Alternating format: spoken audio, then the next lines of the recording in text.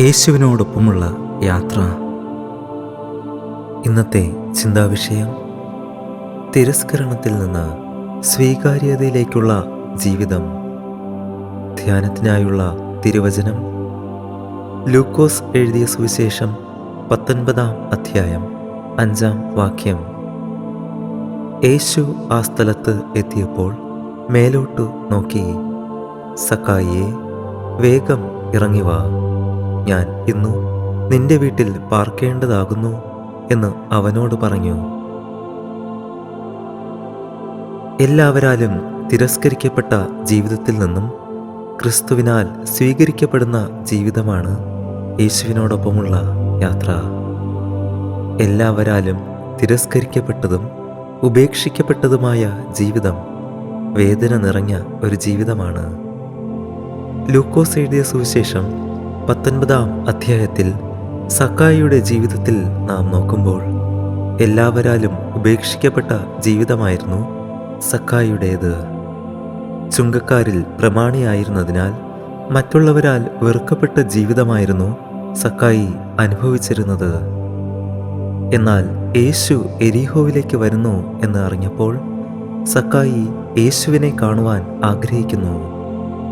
നമ്മുടെ ജീവിതത്തിലും എല്ലാവരാലും ഉപേക്ഷിക്കപ്പെട്ട ജീവിതമാണ് നമ്മുടേതെങ്കിൽ നാം ആദ്യം ചെല്ലേണ്ടത് യേശുവിനടുത്തേക്കാണ്. സമൂഹത്തിൽ സ്നേഹിക്കപ്പെടാത്തവരെയും ഉപേക്ഷിക്കപ്പെട്ടവരെയും കണ്ടുമുട്ടുക എന്നതാണ് യേശുവിൻ്റെ സവിശേഷമായ സ്വഭാവം. സക്കായിയും അങ്ങനത്തെ ഒരു വ്യക്തിയായിരുന്നു. ദൈവസ്നേഹവും ദൈവകൃപയും പാപക്ഷമയും ലഭിക്കുവാൻ ആഗ്രഹിച്ചിരുന്ന വ്യക്തിയായിരുന്നു സക്കായി. യേശുവിൻ്റെ അടുക്കലേക്ക് സക്കായി വന്നപ്പോൾ തൻ്റെ കുറവുകളും പാപവും താൻ മനസ്സിലാക്കി അതിൽ നിന്ന് വിടുവിക്കപ്പെടുവാൻ ഒരു രക്ഷകന്റെ ആവശ്യകതയും സക്കായി മനസ്സിലാക്കുന്നു. തകർന്നും നുറുങ്ങിയുമിരിക്കുന്ന ഹൃദയത്തെ ഉപേക്ഷിക്കാത്ത ദൈവത്തിൻ്റെ അടുക്കലേക്ക് കടന്നു വന്നത് യഥാർത്ഥ മാനസാന്തരത്തിലേക്ക് സക്കായിയെ നയിക്കുന്നു. അത് സക്കായിയുടെ വാക്കുകളിൽ നിന്ന് നമുക്ക് കാണുവാൻ കഴിയും. 8-ാം വാക്യത്തിൽ സക്കായി ഇങ്ങനെ പറയുന്നു: കർത്താവേ, എൻ്റെ വസ്തുവകയിൽ പാതി ഞാൻ ദരിദ്രർക്ക് കൊടുക്കുന്നു. വല്ലതും ചതിവായി വാങ്ങിയിട്ടുണ്ടെങ്കിൽ 4 മടങ്ങ് മടക്കി കൊടുക്കുന്നു എന്ന് പറഞ്ഞു. യേശുവിൻ്റെ അടുക്കലേക്ക് വരുന്നത് യഥാർത്ഥ മാനസാന്തരത്തിലേക്ക് നയിക്കുന്നു. സക്കായിയുടെ ജീവിതത്തിൽ കാണുന്നതും അതാണ്. മാനസാന്തരത്തിന് യോഗ്യമായ ഫലം കായ്ക്കുവാൻ യേശുവിനോടൊപ്പമുള്ള ജീവിതം നമ്മെ സഹായിക്കുന്നു. പാപവും അകൃത്യവും വിട്ട് ഓടുവാനും പാപക്ഷമ ലഭിക്കുവാനും ഇത് സഹായിക്കുന്നു. ഈ നോമ്പിൻ്റെ ദിനങ്ങളിലും ദൈവം നമ്മെ ഓർമ്മിപ്പിക്കുന്നതും ഇതാണ്. എല്ലാവരാലും ഉപേക്ഷിക്കപ്പെട്ട ജീവിതത്തിൽ നിന്നും തിരികെ വരുവാൻ, യേശുവിനോടൊപ്പം നടക്കുവാൻ ദൈവം നമ്മെ ഓർമ്മിപ്പിക്കുന്നു. അത് യഥാർത്ഥ അനുതാപത്തിലേക്കും അനുഗ്രഹങ്ങളിലേക്കും ഒടുവിൽ രക്ഷയിലേക്കും നമ്മെ നയിക്കുന്നു.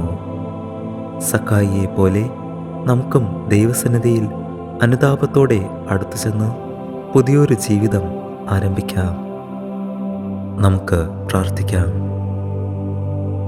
പരിശുദ്ധനും നീതിമാനുമായ ദൈവമേ, ഈ പുതിയ ദിവസത്തിനായി ഞങ്ങൾ അങ്ങേക്ക് സ്തുതിയും സ്തോത്രവും അർപ്പിക്കുന്നു. എല്ലാവരാലും കൈവിടപ്പെട്ടാലും അങ്ങ് ഞങ്ങളെ സ്നേഹിക്കുന്ന സ്നേഹത്തിനായും ദയയ്ക്കായും അങ്ങേക്ക് നന്ദി അർപ്പിക്കുന്നു. അങ്ങയുടെ സന്നിധിയിൽ നിന്ന് സഹായത്തിനുള്ള കൃപ പ്രാപിപ്പാൻ അങ്ങയുടെ സന്നിധിയിൽ ഞങ്ങൾ മുട്ടുകുത്തുന്നു. അനുതാപത്തോടെ ഞങ്ങൾ വരുന്നു. സകല പാപവും കുറ്റവും ക്ഷമിച്ച് പുതിയൊരു ജീവിതം ആരംഭിക്കുവാൻ ഞങ്ങളെ സഹായിക്കണമേ. അങ്ങ് ഞങ്ങളുടെ ഉള്ളിൽ എന്നും എന്നേക്കും വസിക്കണമേ. പുതിയൊരു ഹൃദയം ഞങ്ങളിൽ സൃഷ്ടിക്കണമേ. മാനസാന്തരത്തിന് യോഗ്യമായ ഫലം കായ്ക്കുവാൻ പരിശുദ്ധാത്മാവെ അങ്ങ് ഞങ്ങളിൽ പ്രവർത്തിക്കണമേ.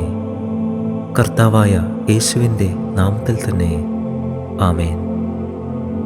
ദൈവം നമ്മെ അനുഗ്രഹിക്കട്ടെ. God bless you.